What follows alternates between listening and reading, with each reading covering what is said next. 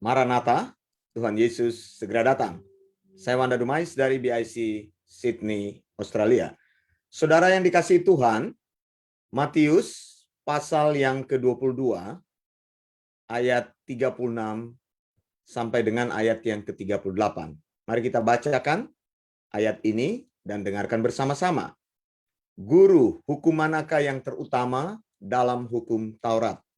Jawab Yesus kepadanya, kasihilah Tuhan Allahmu dengan segenap hatimu dan dengan segenap jiwamu dan dengan segenap akal budimu. Saya ulangi ayat 37, jawab Yesus kepadanya, kasihilah Tuhan Allahmu dengan segenap hatimu dan dengan segenap jiwamu dan dengan segenap akal budimu. Itulah hukum yang terutama dan yang pertama. Saudara yang dikasihi Tuhan, bila kita bicara tentang hukum Taurat, maka hukum Taurat itu mengacu kepada kelima kitab Musa. Kejadian, Keluaran, Imamat, Bilangan, Ulangan, atau yang disebut juga Pentateuk, 5 kitab Musa.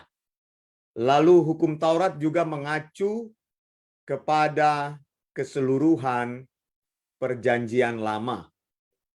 Saudara yang dikasihi Tuhan, Perjanjian Lama adalah Alkitab yang resmi dipakai oleh orang Yahudi.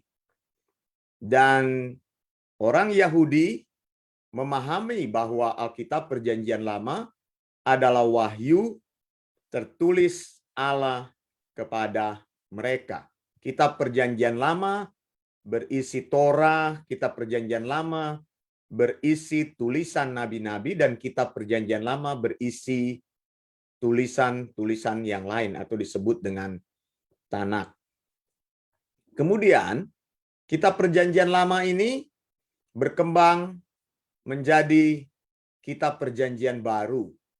Karena Tuhan bekerja melalui orang-orang tertentu yang menerima pengajaran-pengajaran Yesus, lalu pengajaran tersebut dituliskan dalam wahyu yang disebut dengan Kitab Perjanjian Baru. Jadi kita mempunyai Kitab Perjanjian Lama dan Perjanjian Baru secara utuh.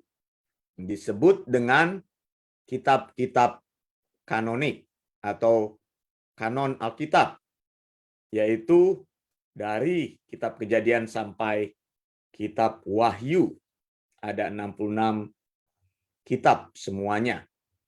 Nah, ketika di sini ada pertanyaan hukum manakah yang terutama dalam hukum Taurat, maksudnya di dalam Alkitab orang Yahudi. Tetapi ketika kita membaca firman Tuhan ini, maka dalam pikiran kita ada sebuah konsep bahwa ini menulis tentang hukum yang terutama dalam keseluruhan Alkitab. Hidup orang Kristen disimpulkan dalam keseluruhan hukum ini. Bukan berarti hukum ini menghapuskan semua kitab-kitab yang ada di dalam Alkitab. Lalu engkau berkata, yang penting saya mengasihi saja. Yang penting saya mempunyai hati saja. Lalu Alkitab itu tidak penting, kan Yesus sudah katakan bahwa semuanya tersimpul dalam hukum tersebut. Bukan sekali-kali seperti itu.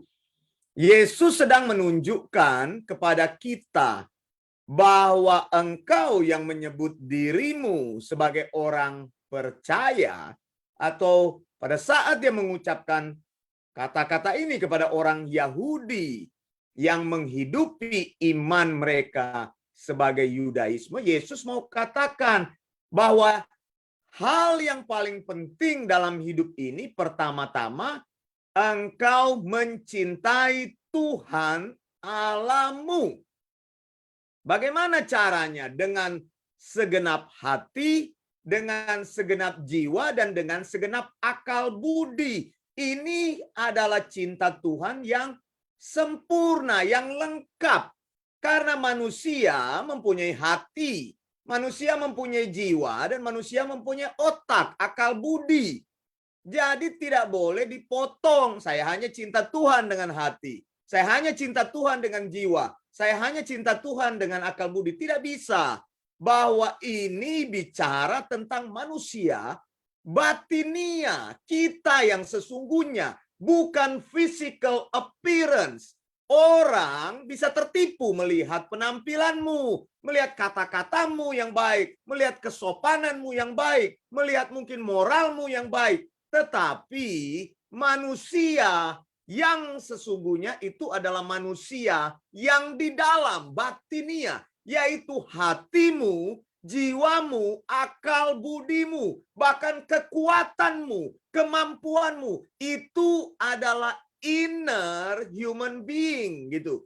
Jadi manusia yang tidak terlihat, tapi Tuhan Yesus mau kita bertumbuh dari kekuatan itu baru muncul di dalam penampilan kita. Jadi tidak bisa dipotong-potong antara hatimu, antara jiwamu, antara akal budimu. Ya kalau otaknya kosong, maka hatinya juga akan kosong. Karena informasi akan masuk melalui otak, kemudian turun ke dalam hati. Hatimu tidak bisa membaca. Yang bisa membaca adalah pikiranmu. Datang melalui mata, diproses di dalam otakmu, lalu turun ke dalam kehidupanmu. Makanya kalau engkau menabur pikiran, engkau akan menuai tindakan-tindakan. Jadi ajaran yang benar akan menghasilkan praktek beriman yang benar. Tidak mungkin orang yang otaknya kosong tidak diisi dengan firman Tuhan akan mengeluarkan praktek ajaran yang benar. Makanya saya tidak setuju orang bilang yang penting buahnya saja. Buah apa?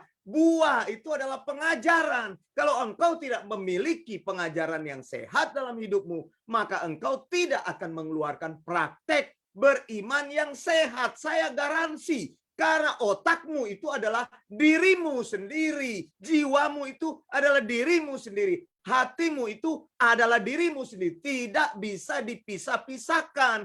Keseimbangan harus terjadi di dalam hati, di dalam jiwa, dan di dalam akal budi. Maka otak yang kosong, hatinya juga akan kosong. Otak yang kosong, jiwanya juga akan kosong. Karena itu Yesus bilang, kalau kamu mengasihi aku, maka kasih itu adalah segenap keberadaan inner human being. Jadi manusia batiniamu itu yang mencintai Tuhan. Bukan mencintai Tuhan dari mulut, bukan mencintai Tuhan dari mata, bukan mencintai Tuhan dari tangan, bukan mencintai Tuhan dari tubuh. Karena apa yang muncul dari dalam hidupmu akan keluar menjadi sebuah praktek hidup yang benar. Kalau orang mendengar firman, jangan berdusta. Dia belajar hal itu, maka dia mempraktekkan hal itu. Jangan berdusta. Orang mendengar firman, jangan berzina, maka dia